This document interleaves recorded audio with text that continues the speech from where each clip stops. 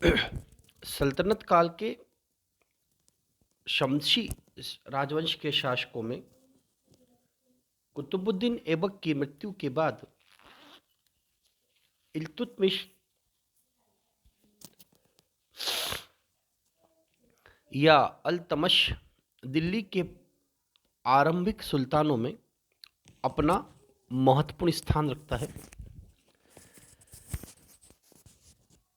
इल्तुतमिश इलबारी जाति से था, इलबारी तुर्क था तथा यह शमशी राजवंश से था, जिसने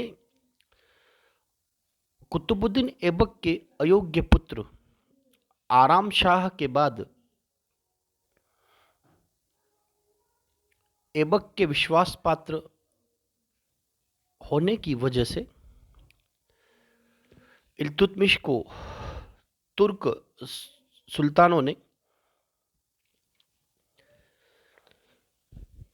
दिल्ली का सुल्तान बनाया और इल्तुतमिश के सुल्तान बनते ही इल्तुतमिश ने शमशी वंश से होने के कारण इतिहास में इन सुल्तानों के वंश के शासकों को शमशी राजवंश के नाम से जाना गया। इल्तुतमिश ऐबक का दामाद एवं बदायूं का गवर्नर व प्रशासक था। इल्तुतमिश को सुल्तान बनने से पहले अमीर ए शिकार का पद दिया गया। भारत में कुतुबुद्दीन ऐबक ने तुर्की साम्राज्य को जो स्थापित किया था, परंतु वह उसको वास्तविक दृष्टिकोण से स्थापित नहीं कर पाया क्योंकि उसका समय काल कम था। कुतुबुद्दीन ऐबक ने अपना मुख्यालय लाहौर बनाया और दिल्ली के अंदर तो उसने अपना एक केंद्र स्थापित किया था, इसलिए वो भारतीय क्षेत्र पर ज़्यादा ध्यान नहीं दे पाया। परंतु इस मामले में इल्तुतमिश कुतुबुद्दीन ऐबक से आगे था और वास्तविक संस्थापक जो कहा जाता है वह इल्तुतमिश को ही कहा जाता है। भारत में इल्तुतमिश ने कुतुब मीनार को बनवाकर पूरा करवाया और इल्तुतमिश ने इक्ता व्यवस्था की शुरुआत की। अगर हम इल्तुतमिश के प्रारंभिक जीवन की अगर हम बात करते हैं तो इसका संबंध राजवंशी परिवार से नहीं था। यह खुद भी दास था। दास होने के बाद यह कुतुबुद्दीन ऐबक का विश्वसनीय व्यक्ति बना और विश्वसनीय व्यक्ति बनने के बाद भारत का सुल्तान। इल्तुतमिश का जो राजनीतिक जीवन रहा भारतीय क्षेत्रों में, वह मुख्य रूप से 3 चरणों में रहा। पहला जो चरण था जिसका समय काल रहा था 1210 से 1220, इस समय में इल्तुतमिश ने अपने विरोधियों यल्दूज का पतन किया, कुबाचा के विद्रोह को समाप्त किया। द्वितीय चरण जो था जिसमें भारत पर मंगोल आक्रमण हुए और मंगोल आक्रमणों से राज्य की सुरक्षा के लिए इल्तुतमिश ने 1220 से 1227 तक द्वितीय चरण में अपना पूरा कार्य मंगोलों के आक्रमण पर ध्यान किया और उनसे अपनी राज्य की सुरक्षा की। वास्तविक रूप से अपनी शक्ति का विस्तार जो किया गया इल्तुतमिश के द्वारा, वह समय रहा था मंगोलों के पतन के बाद 1228 से 1236 के मध्य। इन 8 वर्षों में इल्तुतमिश ने अपनी शक्ति का विस्तार किया तथा प्रशासनिक संगठन पर ध्यान दिया। अंतिम जो चरण था जिसे हम कह सकते हैं तृतीय चरण 1228 से 1236 के मध्य, अपने प्रतिद्वंदियों का सफाया करने के बाद मंगोल आक्रमणकारियों के आक्रमण से मुक्त होकर इल्तुतमिश ने अपना ध्यान राज्य विस्तार एवं सुदृढ़ीकरण की तरफ लगाया। सबसे पहले बंगाल की तरफ ध्यान दिया, बाद में गयासुद्दीन की उपाधि धारण की, बिहार में अपनी शक्ति को स्थापित किया, दक्षिणी बिहार पर आक्रमण करके उसे अपने साम्राज्य में सम्मिलित किया। बंगाल और बिहार के क्षेत्रों में अपने साम्राज्य को शक्तिशाली बनाने के बाद उसे सीधे ही दिल्ली सल्तनत के एक सूबे में सम्मिलित किया। सैनिक अभियानों के अंतर्गत इल्तुतमिश का राजपूत राज्यों से जो संघर्ष हुआ, इल्तुतमिश ने अपने प्रशासनिक सुदृढ़ीकरण के अंतर्गत राजपूत शासकों के साथ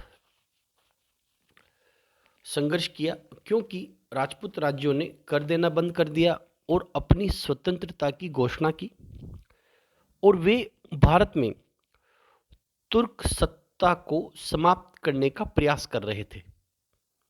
ऐसी स्थिति में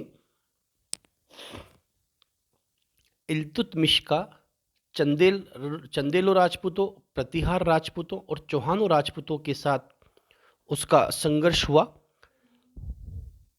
और इल्तुतमिश ने 1226 में राजस्थान के रणथंभौर पर आक्रमण किया, 1227 में मंदसौर पर विजय हासिल की। इसी क्रम में इल्तुतमिश ने जालोर, अजमेर, बयाना, नागौर, ग्वालियर आदि राज्यों पर अधिकार किया और अधिकार करने के बाद उसने इन क्षेत्रों को जीता। इसी क्रम में मध्य भारत के अंतर्गत इल्तुतमिश ने नागदा, मालवा, उज्जैन आदि पर आक्रमण करते हुए उन्हें अपने राज्यों में मिलाते हुए उन क्षेत्रों पर अपनी शक्ति को स्थापित किया। सीमा क्षेत्रों की सुरक्षा इल्तुतमिश ने पश्चिमी सीमा प्रांतों की सुरक्षा के लिए खोखरों के विद्रोह को समाप्त किया तथा समय समय पर अपने सैनिक अभियानों के द्वारा पश्चिम सीमा पर होने वाले विद्रोहों को समाप्त किया तथा तुर्की साम्राज्य को सुरक्षित रखा। इल्तुतमिश के द्वारा किए गए सुधार कार्यों की अगर हम बात करते हैं तो जिन कार्यों के लिए इल्तुतमिश को याद किया जाता है वो थी इक्ता व्यवस्था। इक्ता या अक्ता सल्तनत काल में एक प्रकार की भूमि थी जो सैनिक व असैनिक अधिकारियों को उनकी सेवाओं के लिए वेतन के रूप में दी जाती थी। इस भूमि से प्राप्त राजस्व या जो भूमि को प्राप्त करता था उसे इक्तादार कहा जाता था तथा पद की समाप्ति या सेवा समाप्ति के बाद यह भूमि पुनः सरकार के पास वापस चला जाया करती थी। इक्ता एक प्रकार की भूमि का रूप था जो सैनिक व असैनिक कार्य करने वाले व्यक्तियों को वेतन के बदले दी जाती थी और पद की समाप्ति के साथ ही यह भूमि पुनः सरकार के पास वापस चली जाया करती थी।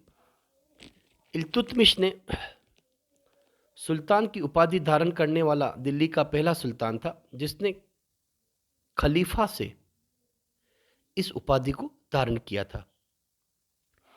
इल्तुतमिश पहला तुर्क शासक था जिसने शुद्ध अरबी के सिक्के चलाए। इल्तुतमिश ने चांदी का टका और तांबे के जीतल के सिक्के का प्रचलन किया।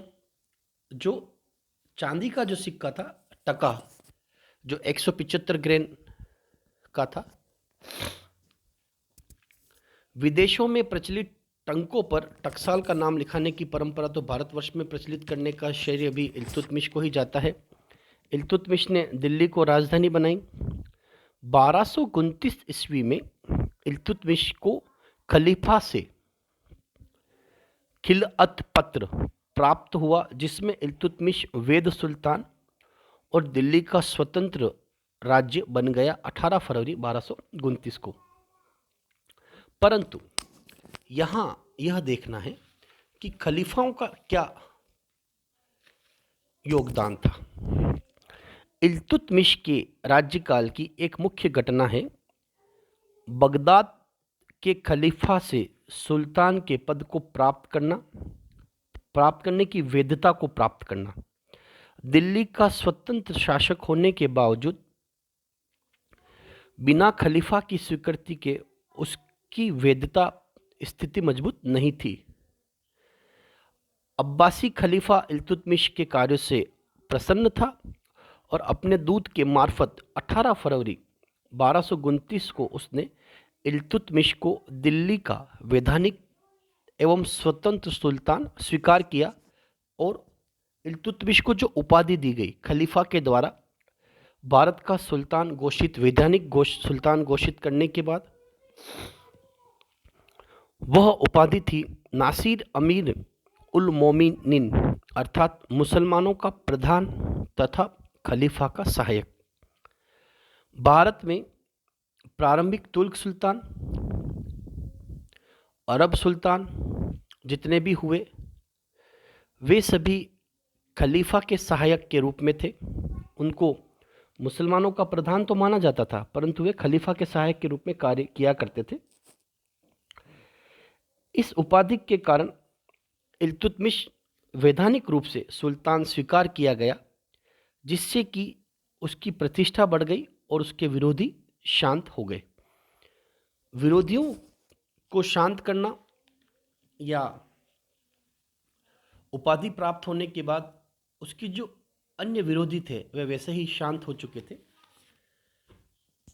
भारत में जैसा कि हमने अभी चर्चा की, तृतीय चरण जो रहा, मुस्लिम प्रभुसत्ता को स्थापित करना, सैनिक शक्ति को स्थापित करना, प्रशासनिक व्यवस्थाओं को स्थापित करना, इन कार्यों में की शुरुआत इल्तुतमिश के द्वारा ही की गई। इससे पहले के जो सुल्तान थे, गोरी की बात की जाए, कुतुबुद्दीन ऐबक की बात की जाए, वे अल्प समय तक भारतीय क्षेत्रों में रहे और वे लंबे समय तक अपने कार्यों से भारतीय क्षेत्रों को प्रभावित नहीं कर पाए, जिसकी वजह से अव्यवस्था बनी रही। भारत में मुस्लिम प्रभुसत्ता का श्रीगणित इल्तुतमिश के द्वारा ही किया गया।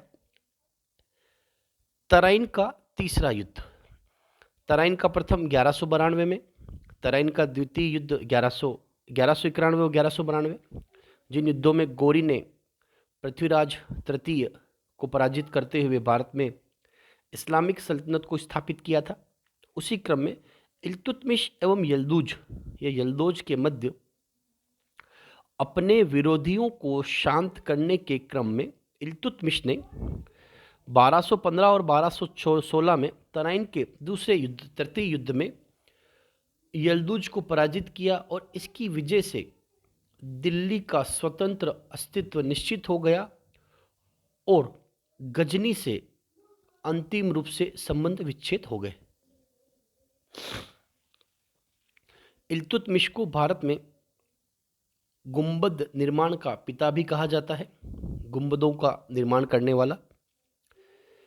चहलगानी अर्थात सल्तनत काल में 40 तुर्क सरदारों का समूह बना करके उन्हें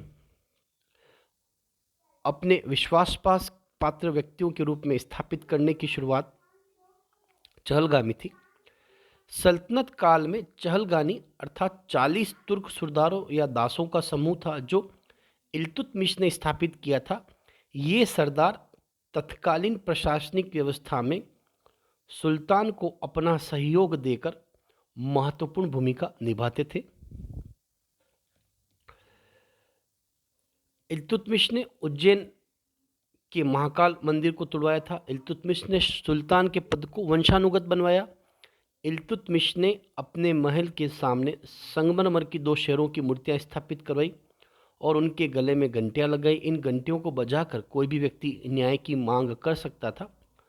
मंगोल नेता चंगेज खां जलालुद्दीन मकबरनी का पीछा करते हुए भारत की उत्तर सीमा तक प्रदेश तक पहुंचा और इल्तुतमिश के वह शासनकाल में आया था। राजस्थान विजय में इल्तुतमिश ने 1226 में रणथंभौर पर विजय प्राप्त की। इल्तुतमिश में के शासनकाल में न्याय मांगने वाला व्यक्ति लाल रंग के वस्त्र पहनता था। इल्तुतमिश की जो सांस्कृतिक योगदान था, अपने पुत्र नसीरुद्दीन की कब्र पर सुल्तानगढ़ी का मकबरा बनवाया, जोधपुर में अतारकीन दरवाज़ा बनवाया, बदायूं में हौज शमसी व शमसी ईदगाह का निर्माण इल्तुतमिश के द्वारा करवाया गया। इल्तुतमिश के दरबार में ही मिन्हाज उल सिराज तथा मलिक ताजुद्दीन नामक विद्वान थे, जिन्होंने समय समय पर इल्तुतमिश के कार्यों का मूल्यांकन अपने साहित्यों में किया।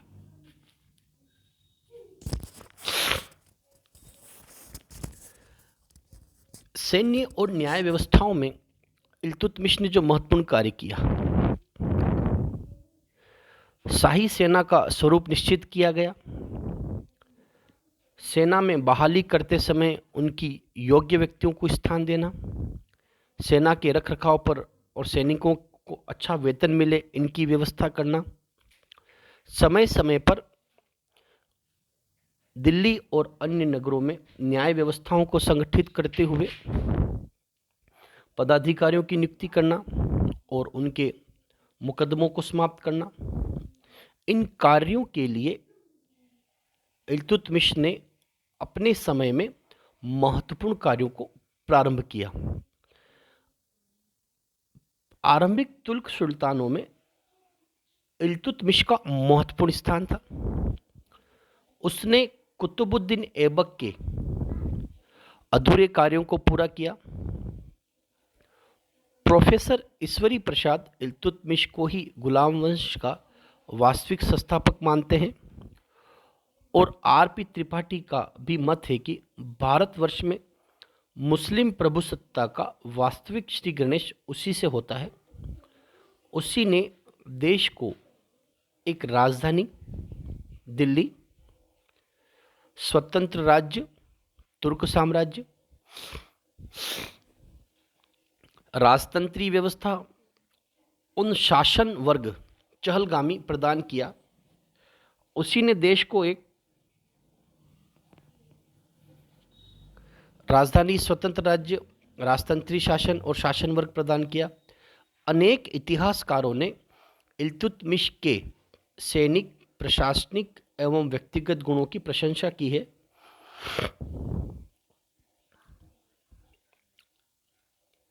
ऐबक ने दिल्ली सल्तनत की सीमाओं और उसकी प्रभुसत्ता की रूपरेखा बनाई, परंतु इल्तुतमिश ने निसंदेह उस कार्य को पूरा किया और वो पहला सुल्तान था।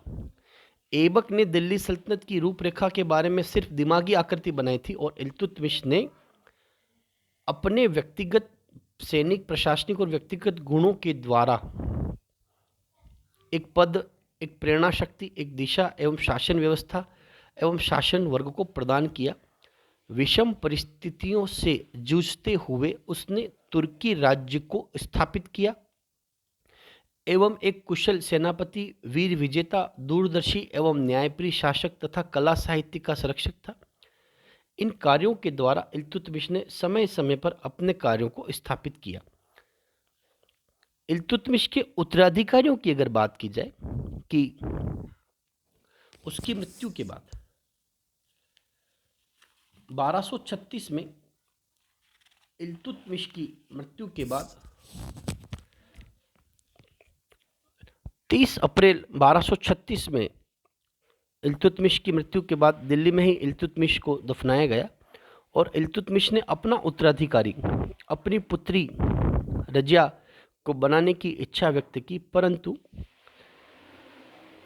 एक तुर्क एक स्त्री को अपना शासक नहीं मानना चाहते थे। इस कारण से इल्तुतमिश की मृत्यु के बाद फिरोज शाह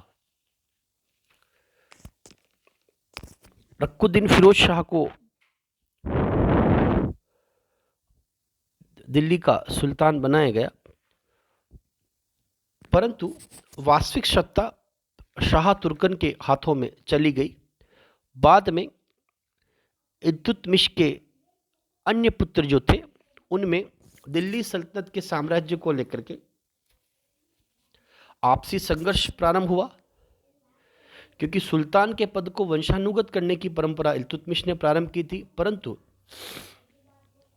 आपसी संघर्ष उत्तराधिकारियों या इल्तुतमिश के पुत्रों के आपसी संघर्ष की वजह से इस कार्य में असफल रहे और बाद में दिल्ली सल्तनत की राजनीतिक अव्यवस्था का फायदा उठाते हुए इल्तुतमिश की इच्छा के अनुसार उसकी पुत्री रजिया को दिल्ली सल्तनत का महिला सुल्तान बनाई गई।